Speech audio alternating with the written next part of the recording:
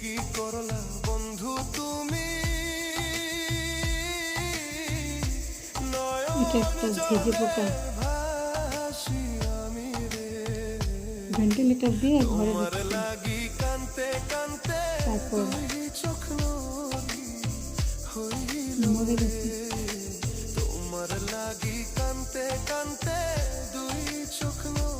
অনেকে ঝিঝি পোকা দেখেনি, দেখুন কত সুন্দর পোকাটা।